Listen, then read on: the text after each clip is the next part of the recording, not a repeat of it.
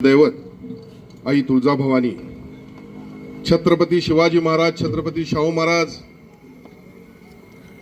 या ठिकाणी डॉक्टर बाबासाहेब आंबेडकर, महात्मा ज्योतिबा फुले, अण्णाभाऊ साठे, कैलासवासी खासदार मंडलिक साहेब यांना वंदन करून, वंदनीय शिवसेना प्रमुख श्रीमान बाळासाहेब ठाकरे, धर्मवीर आनंदगे साहेब यांना वंदन करून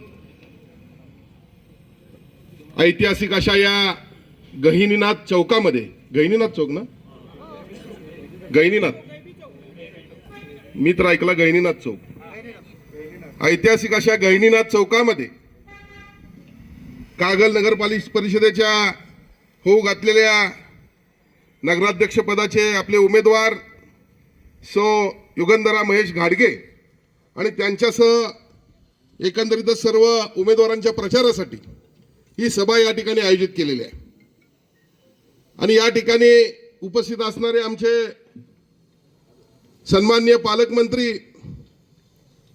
नामदार प्रकाश आंबेडकर साहेब, ज्यांनी आता आपलं मनोगत या ठिकाणी व्यक्त केलं, असे सन्माननीय माजी खासदार आणि ज्यांना कैलासवासी माजी खासदार सदाशिवराव मंडलिक साहेबांचा वारसा लाभलेला आहे, असे शिवसेनेचे नेते संजयदादा मंडलिक साहेब, व्यासपीठावर उपस्थित असणारे शिवसेनेचे या विभागातील जिल्हा प्रमुख विजयराव बलुगडे, त्याचबरोबर युवा सेनेचे जिल्ह्याचे प्रमुख सन्माननीय मान्य वीरेंद्रजी मंडलिक साहेब, शिवसेनेचे कोल्हापूरचे जिल्हा प्रमुख सुजित भाऊ चव्हाण, सन्माननीय सुधीर पाटोळे, पॅनेलचे प्रमुख महेशजी घाडगे, व्यासपीठावर उपस्थित असणारे सर्व मान्यवर उत्तमदादा कांबळे, आणि खास करून या सभेला गेले 4 तासापासून मोठ्या प्रमाणात झालेल्या फेरीनंतर उपस्थित असणारे सर्व बांधव आणि खास करून या सभेला उपस्थित असणारे आमच्या मुख्यमंत्र्यांच्या लाडक्या बहिणी, मुख्यमंत्र्यांच्या लाडक्या बहिणी म्हणल्यावर आमच्या भगिनींच्या चेहऱ्यावर वेगळा आनंद आहे दादा। आणि सत्य परिस्थिती आहे, या राज्यामध्ये एकमेव असा नेता झाला, म्हणजे अनेक नेते असे झाले, पण ही योजना या नेत्यानं अशी आणली की त्याचा लाभ संपूर्ण कुटुंबाला झाला पाहिजे। बघा, त्यांनी दुसऱ्याच्या खात्यात पैसे टाकले नाहीत, टाकले बरोबर भगिनीच्या खात्यात। कारण का? आपली भगिनी कुटुंबासाठीच त्याचा एकाने एक पैशाचा वापर करेल, दुसऱ्या कुठल्या गोष्टीला त्याचा उपयोग होणार नाही। आता भावाच्या अकाउंटमध्ये टाकले असते तर मी 100% म्हणत नाही, पण 75% वेगळ्या कारणाला पैसे गेले असते।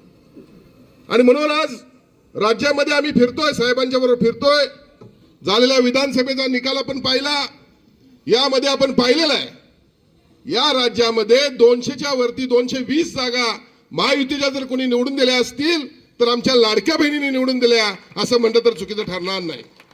आता या कागलमध्ये परिस्थिती वेगळी असणार आहे का? तर बिलकुल नसणार आहे।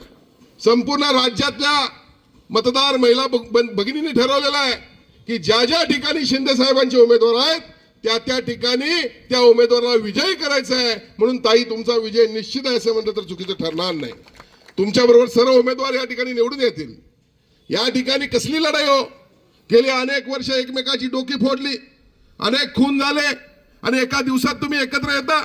कागलच्या जनतेला हे मान्य आहे का? तर बिलकुल हे मान्य नाही आहे। आणि म्हणून ही लढाई सन्माननीय माजी खासदार सदाशिवराव मंडलिक साहेबांच्या स्वाभिमानाची आहे, आणि या विरोधात जे सत्तापीपासून नेते एकत्र आलेले आहेत त्यांची लढाई आहे।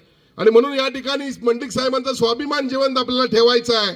कागलमधल्या जनतेला मी आवाहन करतो, अनेक निवडणुका झाल्या असतील पण ही निवडणूक वेगळी आहे, ही निवडणूक कागलच्या स्वाभिमानाची निवडणूक आहे। आणि म्हणून या निवडणुकीमध्ये शिवसेनेचे नगराध्यक्षपदाचे उमेदवार आणि सर्व उमेदवारांना आपण मोठ्या संख्येनं मोठ्या फरकानं निवडून आणावं, एवढी विनंती या ठिकाणी मी आज आपल्याला करतोय। या ठिकाणी संजयदादा मंडलिकांची लढाई सुरू आहे। खऱ्या अर्थानं लोकसभेला आपण पाहिलं परिस्थिती वेगळी, विधानसभेला परिस्थिती वेगळी, आज नगराध्यक्ष पदासाठी परिस्थिती वेगळी। आज या ठिकाणी आपल्या जिल्ह्याचे पालकमंत्री आलेले आहेत।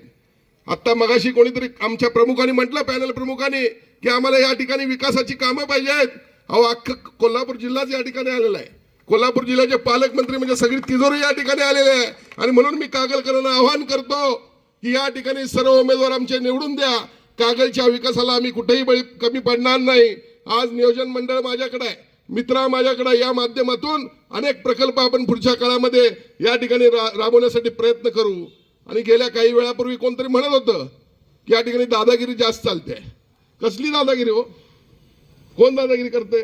जो शिवसेनेचा भगवा आहे, या शिवसेनेच्या भगव्याच्या कोण नादाला लागलं तर या ठिकाणी याद राखून ठेवा, मतदारांनी निश्चिंत होऊन मतदान करावं. येणाऱ्या या निवडणुकीमध्ये शिवसेनेच्या सर्व उमेदवारांना विजय करावं, एवढीच विनंती या ठिकाणी करतो आणि थांबतो.